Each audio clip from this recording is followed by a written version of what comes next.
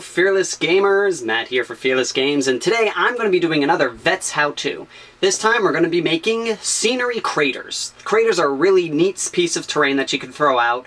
They can change up depending on what they can be: an impact crater, an explosion from a vehicle, or a volcano. You can do a couple of different things with these guys. And they're really easy to make, and you can get a lot out of a little bit of, out of spending just a little bit.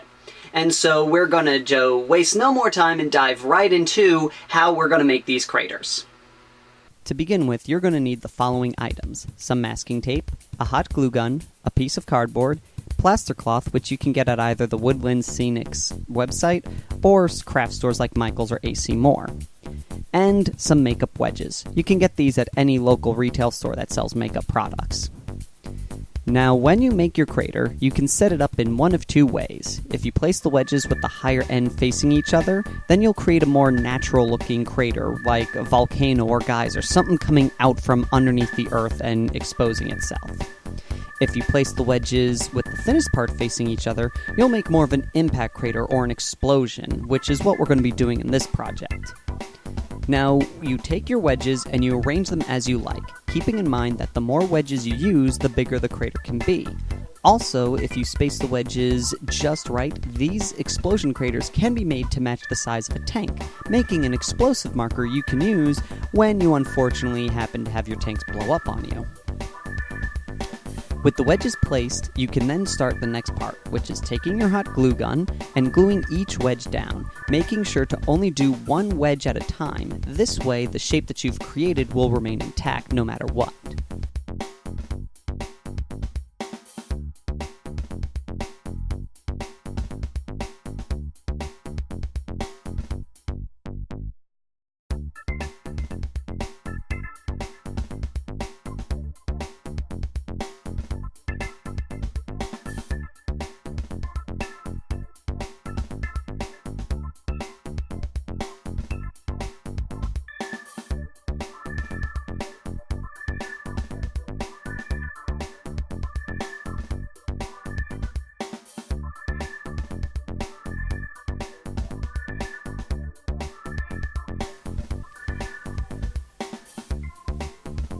Once the glue is dried, you can move to the next step. You take your masking tape, and first off, don't do the way that I just did in this video. I don't know what I was thinking. But what you should do is you take long strips of tape and place it on the outside edge of each of the wedges and run it along the entire length of the wedge to the middle of the crater, making sure that the tape starts and ends on a piece of cardboard. This will help create the outer edge slope and make a net that all the other masking tape pieces will stay on. And once you've gotten all these strips down, you then place pieces of tape across the entire piece, making sure to cover up all the gaps and holes. And then take your masking tape and run it along the edge of the cardboard piece. This way you get a nice clean edge without those little cardboard holes and bumps on the edges of them. It gives it just a more nicer, smoother look.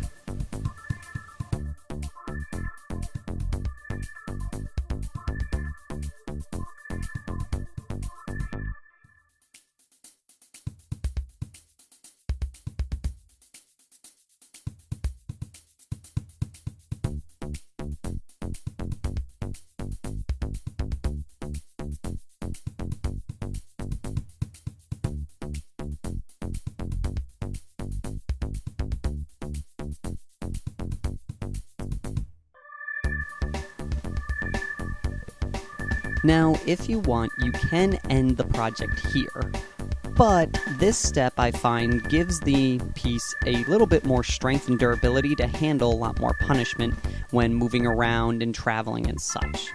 So what we first do is we take the plaster cloth and cut out strips of the cloth. It's best to do all this now, because once you start going, it's going to be really messy and it's going to be a pain in the butt to get extra cloth cut out once you're done. So take a guesstimate of how much you're going to need and then go from there. Once you have your strips all cut, you then dip the strips in water. I tend to do 1 to 2 dips at a time, and then you place them down on the piece somewhere. Then, with your fingers, wipe over the cloth until the little plaster pieces spread over the cloth, covering the holes in the strip. And you continue this process until the whole piece is covered.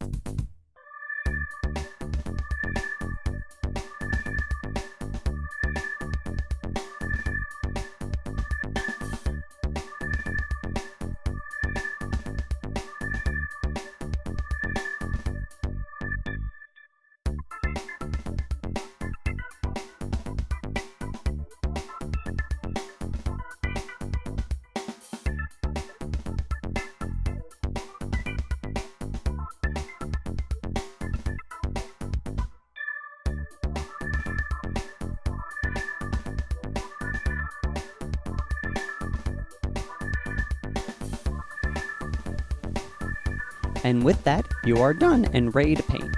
Since the plaster has its own little texture, you really don't need grit for this. You can just take some brown or black paint. I do recommend something like apple barrel because it will dry really quickly, especially if you're in a hot location or if your room is fairly warm. And then you just need some flock to decorate it up a little bit and have the piece come to life. And for added effect, take some leftover bits of tanks or just buy a tank and butcher it and throw on different craters to give the look of like a wrecked tank. And you can also add flames for added effect, but we'll save that for another tutorial. And like I said, it doesn't take too much time. It takes maybe about 2-3 hours max if you're uninterrupted. And the results are fairly good. You got this nice little crater. It does divot down like there. But it's not too steep where the characters can't sit there and lay out. And like I said, you throw in some debris to represent the whole difficult terrain piece, and you got yourself a nice little piece of terrain. And we'll probably go over, some other things like adding some flames to wreckage and such, but that'll be in another video when I have some time to sit down and really do something like that. So, thank you all for watching. If you haven't yet, subscribe to the channel. That way you can catch on when we do these videos and be the first one to see them. And also, keep tabs on our Facebook page. There'll be a link in the description. That way you can stay up to date with what's going on with the Fearless. In general, what we're planning on doing in the future, give us some feedback, see when the latest videos are up as they come on, and pretty much that's all there is to it. So, thank you all for watching, and if there's any type of terrain pieces or tutorial pieces that you want me to look into, I've already gotten a few, and once I get time to sit down and do them, I shall. So, until next time, Fearless Gamers, take care.